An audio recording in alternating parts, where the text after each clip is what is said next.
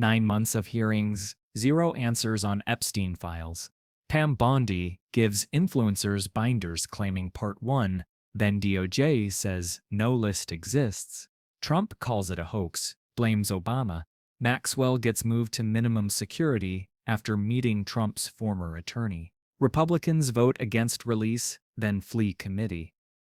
Why is so much political capital being spent to keep this buried? Yields back. The gentleman from Florida is recognized.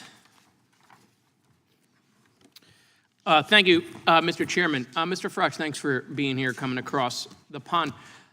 I'm sorry to hear you're leaving the hearing early. Well, it's not a question of leaving the hearing early, but I do have other things to do. Yes. Oh, where are you going? I'm so sorry about that. It's okay. Where are you going?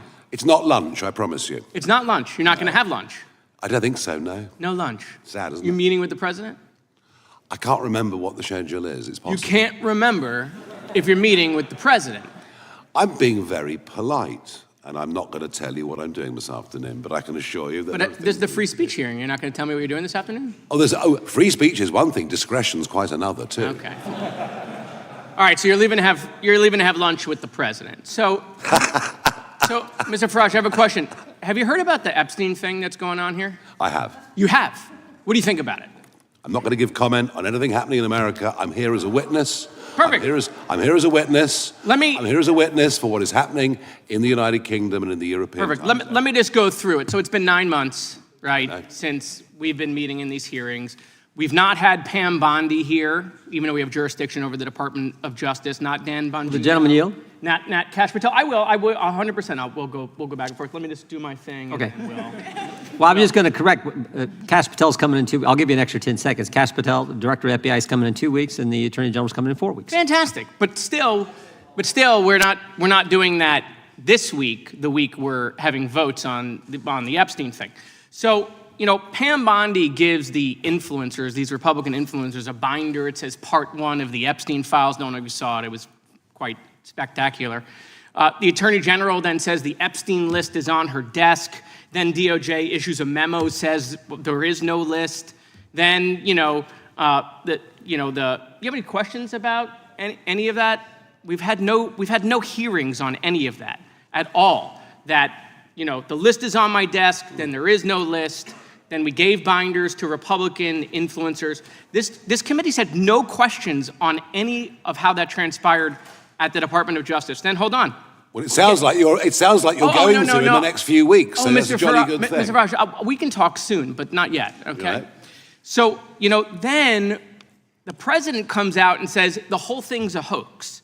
He blasts his own base. He blames Barack Obama. I mean, he hasn't been president for a very long time.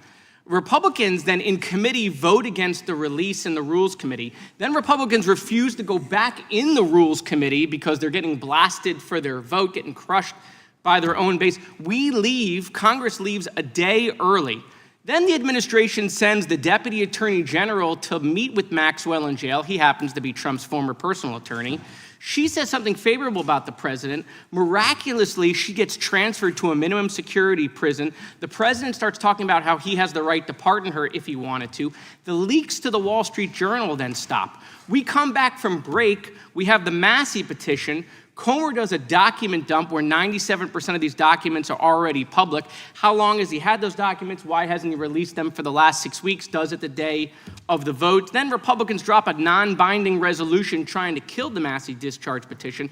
The White House said passing the Massey discharge petition is a hostile act. Wow. That's a lot of distraction and deflection and misinformation. Wait, passing a discharge petition to release the Epstein files, the White House said would be a hostile act. Nope, we have no questions about that. But why? Why is it that we're spending so much political capital to keep this list from coming out?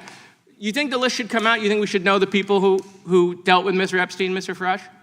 I thought I was coming to a hearing on free speech, not process. Oh, well, listen, but here's the And good... It sounds like you're discussing process. No. Do you think the list should come out?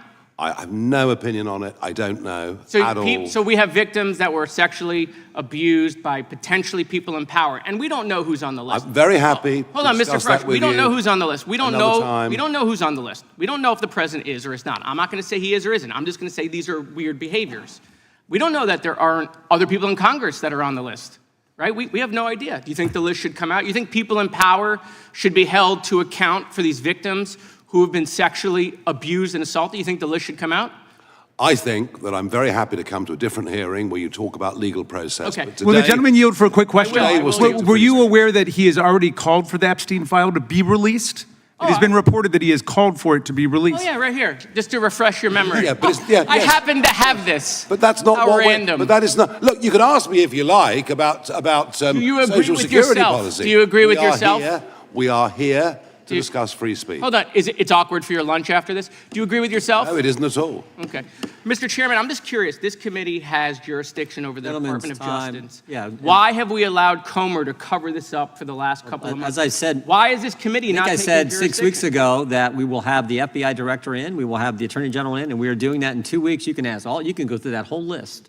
That whole list, you can do whatever you want to do with, I got lots of questions for the FBI director, including the whistleblower who came forward and told him that Adam Schiff leaked classified information. I want to ask him about that as well as the issues you all want to ask him about. That's why he's coming, so we can ask all these questions and follow the process, as Mr. Farage just talked about. Mr. The Chairman, gentleman I mean, from Virginia. unanimous consent. Unanimous consent?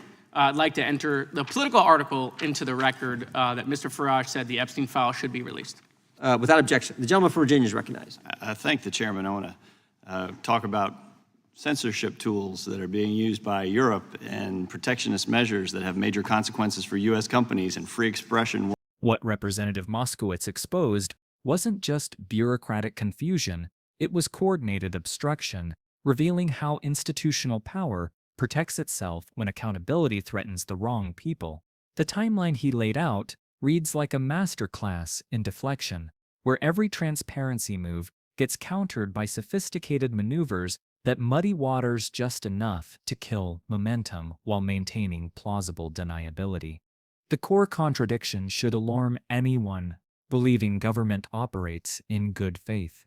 The Attorney General tells Republican influencers there's an Epstein list on her desk, hands them binders labeled Part 1 of the Epstein files, then DOJ issues a memo claiming no such list exists. That's not miscommunication. That's institutional gaslighting at the highest levels. When the same department supposed to enforce truth tells 3 different stories rapidly, you're watching deliberate confusion creation designed to paralyze public understanding. The influencer binder operation reveals sophisticated mechanics of modern political theater. Rather than brief Congress with constitutional oversight jurisdiction, or inform the public through official channels with accountability measures, the administration strategically leaked materials to friendly content creators who would ask no hard questions. This bypasses institutional accountability while creating compelling illusion of transparency. Influencers get exclusive access, administration controls narrative and timing, and Congress gets systematically sidelined. It's transparency theater designed to avoid genuine transparency. Trump's response mirrors classic crisis management.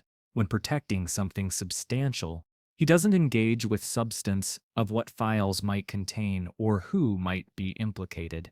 Instead, he calls it a hoax, attacks his own supporters for caring about it, and blames Barack Obama, a figure who hasn't held office in years. This isn't confident behavior. It's desperate behavior of someone frantically trying to change the subject entirely. The Maxwell prison transfer timeline demonstrates how institutional levers get pulled behind scenes. High-security prisoners don't move to minimum security facilities without deliberate high-level intervention. She was visited by Trump's former personal attorney before transfer, made favorable statements about the president, then got transferred to dramatically more comfortable facility. This sequence would be remarkable as coincidence. The subsequent presidential talk of potential pardons completes crystal clear witness management pattern. Republican committee behavior reveals what's actually being protected. These members campaigned extensively on transparency, government accountability, and fighting elite corruption. Yet when faced with massive discharge petition to release files, they voted against it, then literally refused to return to committee when their base erupted in anger. Politicians don't abandon positions and flee committee rooms unless protecting something they can't publicly defend. Com-Air's document dump. Timing follows predictable classic pattern. Hold materials 6 weeks without explanation, then release them moment on exact vote day to appear cooperative while ensuring materials are mostly redundant or already public. This allows officials to claim transparency while providing nothing substantive. This becomes systematically coordinated because each defensive move reinforces others. Influencer operation provides talking points. Trump's hoax combs give cover for Republican opposition.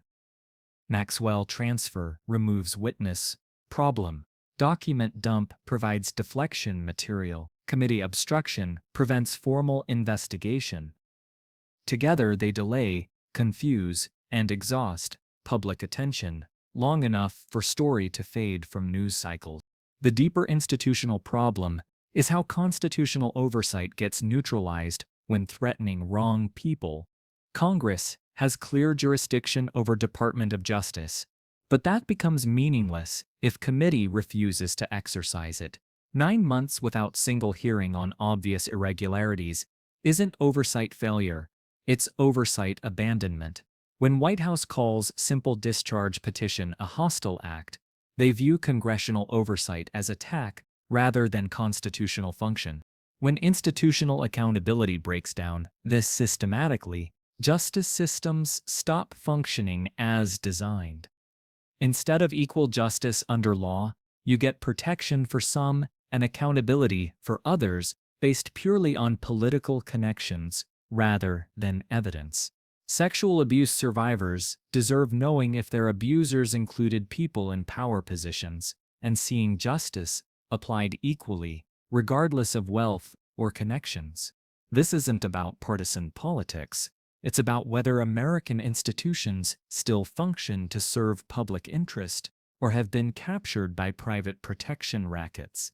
When transparency becomes hostile and accountability becomes optional, democracy stops working. Moskowitz's questions weren't process complaints. They were urgent warnings about institutional collapse happening in real time.